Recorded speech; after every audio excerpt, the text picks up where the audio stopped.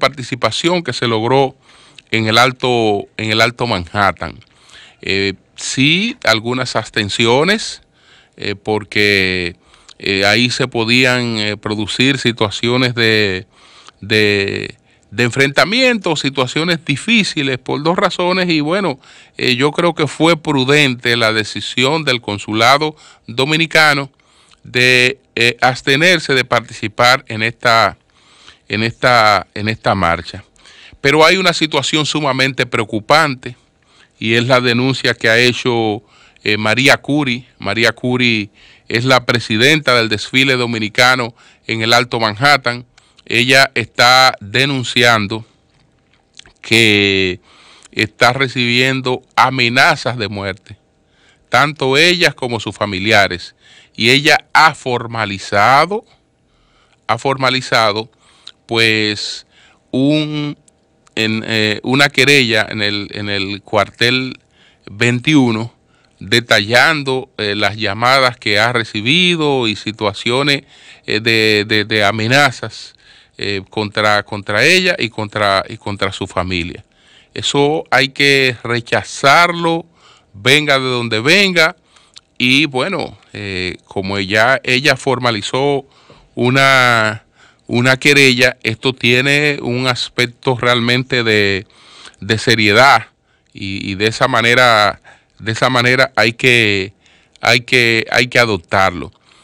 Hay que tener cuidado, ver de dónde viene esto, porque inmediatamente se está hablando que esto pues es una cuestión que puede venir de personas ultranacionalistas. Se sabe que el Instituto Duartiano en Nueva York no participó, llamó a un boicot de esta parada, pero la gente realmente no se detiene ante este tipo de cosas. Este es un debate de la gente que les importan algunas cuestiones que definen nuestra nacionalidad. La mayor parte de la gente va ahí al CAN, va a expresarse como dominicana, va a encontrarse, va a desahogarse, va en busca de oportunidades que no son frecuentes en la forma de vida cotidiana. Y entonces, si tienen esa oportunidad, pues van. Y ya lo otro lo ponen quienes organizan, quienes dirigen, son los que saben hacia dónde se llevan las cosas. Y cuando usted reúne multitudes, ¿para qué usted reúne esas multitudes?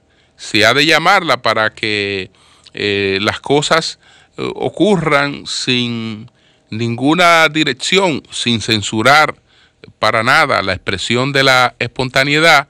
Pues eso no tiene sentido. Entonces, bueno, doña María Curi, nuestra solidaridad con usted. Esperamos que estas cosas se investiguen. No creo que usted haya sido la responsable de algunas cosas. Ella, por ejemplo, explicaba pues algunos temas que se produjeron ahí, algunas cosas que hay que entenderlas. Por ejemplo, ahí participó un concejal haitiano. Es verdad que participó un concejal haitiano, como ella dice, y identifica ese concejal haitiano. Pero participaron los concejales de la ciudad. Entonces, ese señor no estaba ahí como concejal haitiano.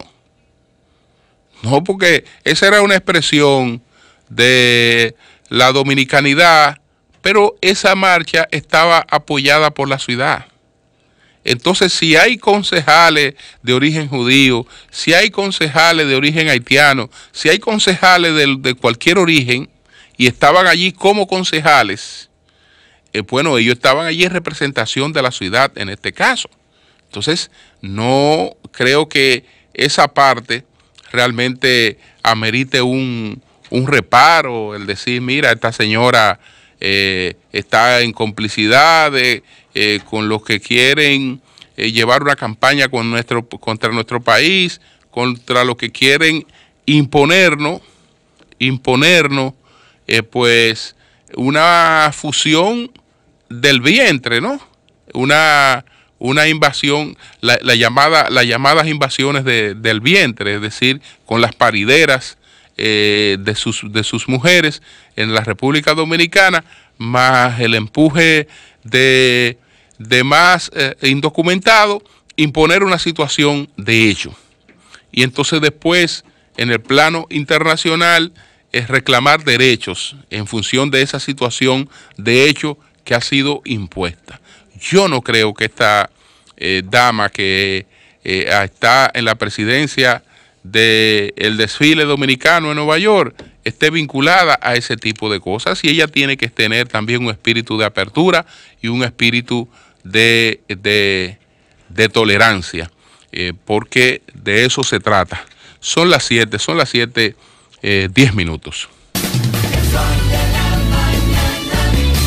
El sol de la mañana, el sol de la mañana. Bueno, realmente yo di lectura aquí a la carta que un grupo de senadores firmaron contra Franklin Almeida Rancière y la enviaron al comité político, solicitando que el comité político amonestara o sancionara a Franklin Almeida Rancière por pronunciamientos que habría hecho Franklin Almeida Rancière que ellos consideraron irrespetuosos. La carta, estaba muy cargada de epítetos, y probablemente por eso esa carta no fue leída, porque ellos se están quejando de irrespetos, de cosas que entienden que son irrespetuosas, de referencias que entienden que son irrespetuosas del doctor Almeida Rancière, pero a la vez entonces están haciendo lo propio con todos estos calificativos negativos contra la personalidad de Almeida Rancière. Entonces yo creo que eso sí le restaba al documento. De todas maneras, leí el documento. El doctor Almeida Rancière produjo una respuesta a ese documento. Ayer me hicieron referencias por Twitter al documento. Intenté buscarlo, no lo conseguí. Y entonces después se desarrolló una campaña en las redes que yo digo y repito, es innecesaria. Si yo leí pues un documento donde se hacían planteamientos contra el doctor Almeida Rancière, y el doctor Almeida Rancière ha producido una respuesta a esos planteamientos, yo no solo estoy, obligado frente al doctor Almeida Rancière, no me siento solamente moralmente obligado frente a él, sino sobre todo frente a los oyentes del Sol de la Mañana, porque el hecho de que yo tenga mis posiciones sobre un tema o sobre cualquier tema, pues no me confiere la posibilidad de estar ocultando informaciones o manipulando informaciones. Las informaciones se dan a conocer tal cual son. Entonces, si usted tiene alguna opinión, la da, pero una opinión entonces es una manipulación cuando usted la construye sobre la base de ocultar información. No, con mucho gusto. Si tengo en ese momento la carta del doctor Almeida Rancière, es decir, ayer, la leo. La leo porque si leer la carta de los senadores era de interés para nuestros oyentes, porque lo primero que usted tiene que hacer a la hora de ver un tema, bueno, este tema tiene interés noticioso. Si tiene interés noticioso, pues lo doy a conocer. Si no tiene interés noticioso y una cuestión, no. Entonces, pero si lo otro tenía interés noticioso, la respuesta de él también tiene interés noticioso. Entonces, ¿por qué razón yo me iba a resistir a leer esa carta. No, aquí la tengo y la voy a leer, la respuesta del doctor Almeida Rancière a la carta de los senadores, que él la publicó en Vanguardia del Pueblo. Que hay algunas quejas en ese sentido de que, bueno, Vanguardia es el órgano de oficial, ¿no? Y hay que tener cuidado, pero justamente en esta respuesta el doctor Almeida es muy cuidadoso, porque no se fue al extremo. No se fue al extremo, sino pudiéramos decirse que se vaciló un poco la carta de los senadores. Reacción de senadores ante una metáfora es el título de la comunicación o de la respuesta de Franklin Almeida Rancière, y dice lo siguiente: en el debate surgido por la ley de partidos y al no tomar decisiones el CP, dejó en libertad a los legisladores que integran el bloque y a los miembros del CP y de la organización. En ese contexto asumí posiciones en ese debate por estar en libertad de hacerlo. A una decena de senadores les molestó una afirmación que en un momento expresé. No aceptaron el uso de una metáfora propia para llegarle a un gran público. Procede decir que una metáfora está definida como una expresión sobre una idea o un objeto al cual no describe directamente, sugiriendo una comparación para facilitar su comprensión. Rompe las fronteras del lenguaje para decir lo indecible, enriquece el vocabulario de la lengua. Son imágenes y tradición retórica, literaria, y expresan un juicio de valor.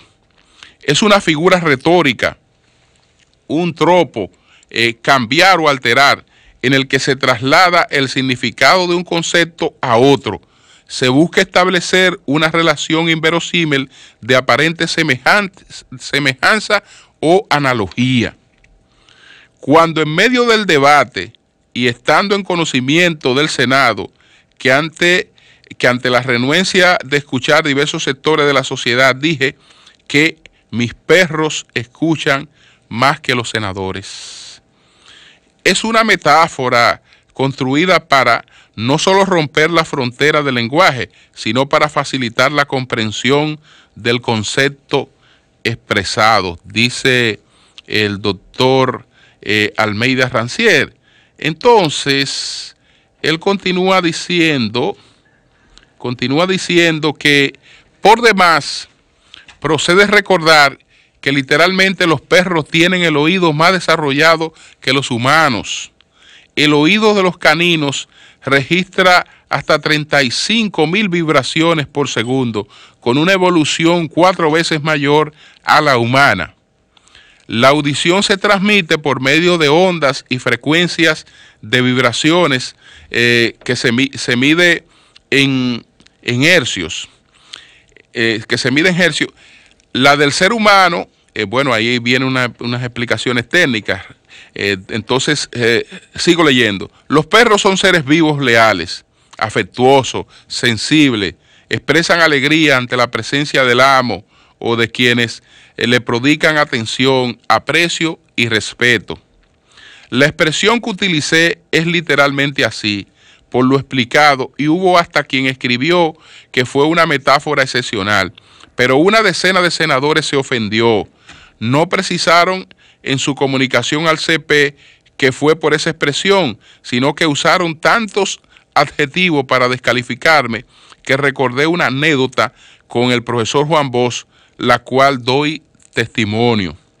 Recién llegado al país desde el exilio, debido a que sus hermanas vivían en la calle Polvorín, esperé poder verle. También vivía en el sector. Había terminado el bachillerato, pero seguía contribuyendo con el periodiquito mimeografiado del liceo. El mimeógrafo era el medio de copiado. Había sido patentado por Tomás Alba Edison en 1887. Conocía su capacidad intelectual, por lo que le llevé un artículo de cuartilla y media.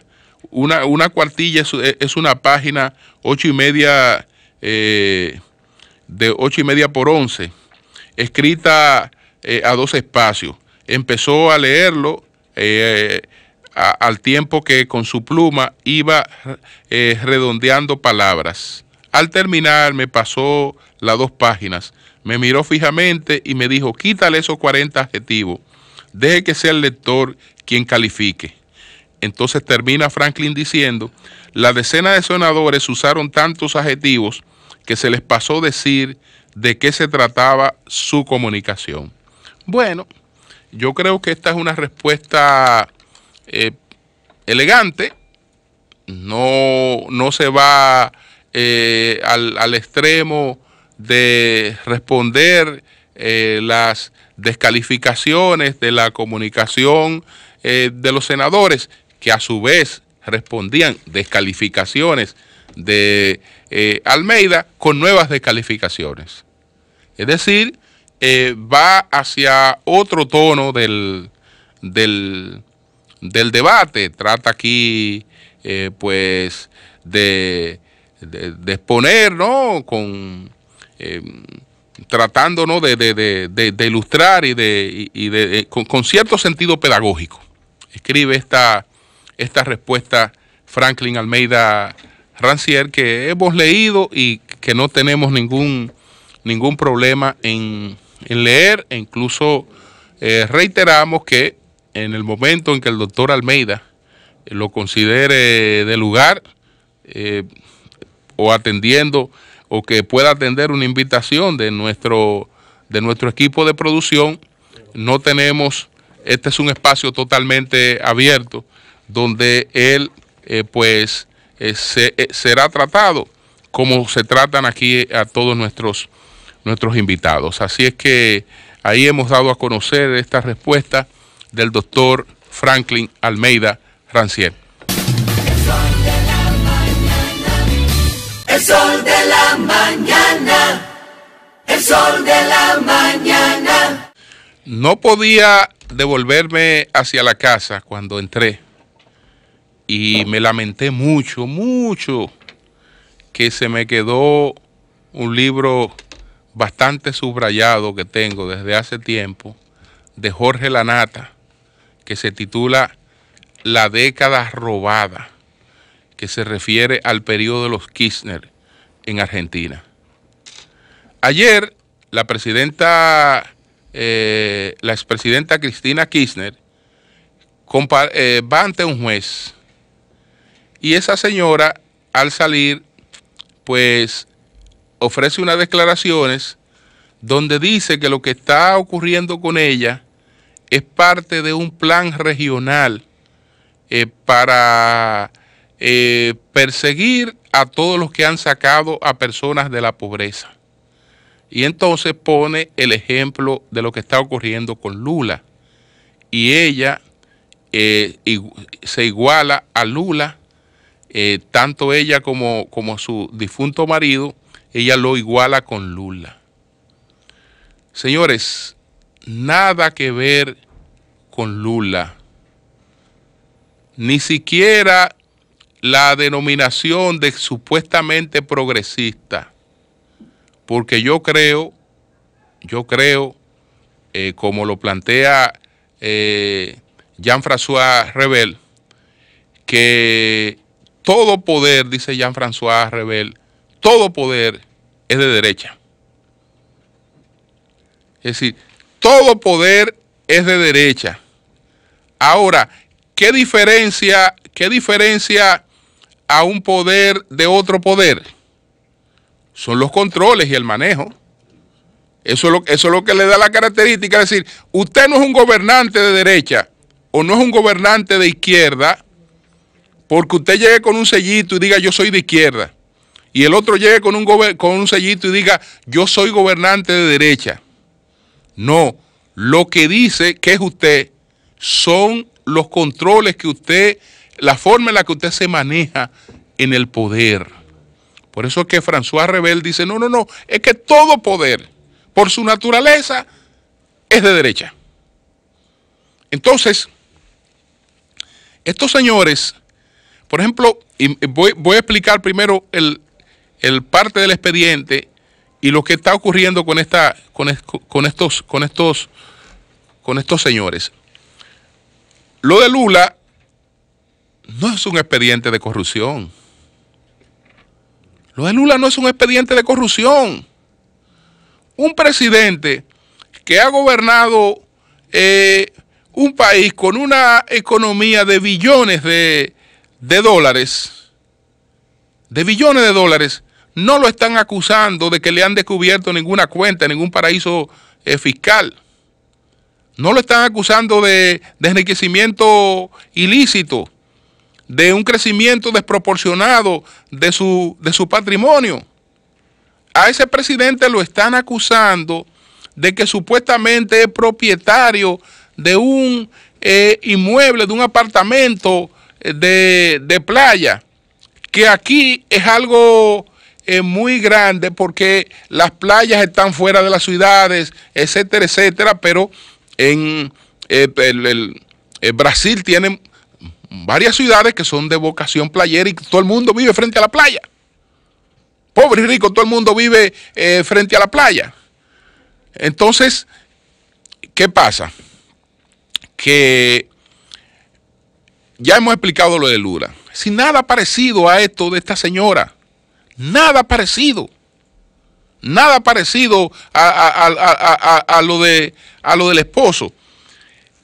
Hay una investigación que es similar al lavallato en Brasil, lo que se está produciendo en Argentina es similar al lavallato. Hay un chofer, por eso este escándalo se llama el escándalo de los cuadernos de Centeno. Hay un chofer que se llama Oscar Centeno. Oscar Centeno era el chofer del número 2 del Ministerio de Planificación. El número 2 del Ministerio de Planificación se llama Roberto Barata. Roberto Barata está con medidas de coerción. El número 2 del Ministerio de Planificación. Entonces, su chofer era Oscar Centeno. Oscar Centeno, pues, duró 10 años con Kirchner, el marido de Cristina, llevando unas fundas negras con pagos de soborno a propiedad de los Kirchner. A propiedad de los Kirchner. Pero Centeno iba tomando anotaciones e iba escribiendo cada entrega, cuánto pesaba el dinero, quién lo entregaba, a quién se lo entregaba, etcétera, etcétera, etcétera. ¿Qué pasa? Que después de haber escrito varios cuadernos en el periodo de Kirchner, entonces está Cristina en el poder, muere Kirchner y Centeno deja de escribir, porque con la muerte de Kirchner él entendía que ya la red había desaparecido. Un tiempo después, entonces Cristina, pero todo eso está testimoniado, se reúne con el grupo que había forjado su esposo y le dice que hay que seguir cotizando para campañas posteriores. Y entonces se restablecen los envíos y se restablecen las anotaciones en los cuadernos de Oscar Centeno.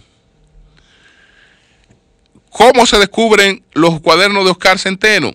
Oscar Centeno, pues, hace llegar estos cuadernos a un grupo de periodistas e investigadores del periódico La Nación.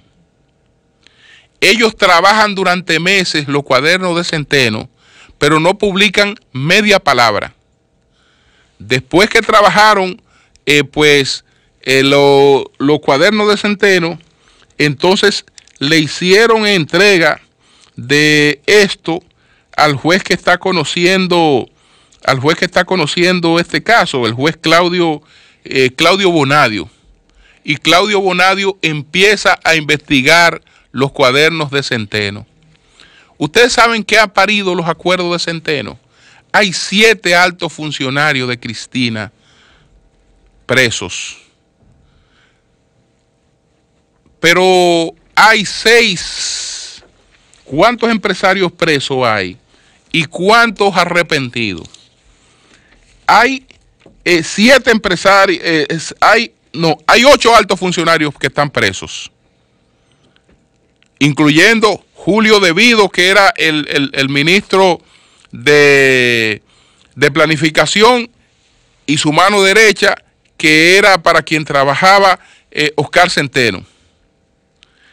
7 funcionarios de Cristina presos. Pero hay entonces 7 empresarios que están presos por los cuadernos de Centeno. Y hay 9 empresarios que se han declarado arrepentidos y han ido a dar testimonios, pero testimonios con precisión. Y entre esos empresarios está el presidente de la Cámara de Comercio, que lo designó el señor Néstor Kirchner. Y entonces fue él que organizó con Néstor Kirchner la estructura, porque fue a él que Néstor Kirchner le pidió que organizara esa estructura. Entonces, ese señor, que es uno de los llamados arrepentidos que ha testificado, es Carlos Warner. Carlos Warner era el presidente de la Cámara de Comercio y Producción, etcétera, etcétera. Cuando Néstor Kirchner llega ahí, lo designa, le dice que reúna a los empresarios de la construcción. Entonces ellos tendrían el privilegio en los contratos del Estado, pero entonces ellos tienen que cotizar tenían que entregar un dinero en efectivo a cambio.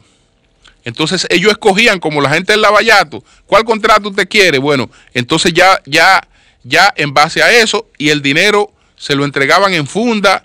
Kirchner, bueno, hace tiempo que una secretaria personal de Kirchner lo planteó, lo de las caletas que tenía para guardar el dinero.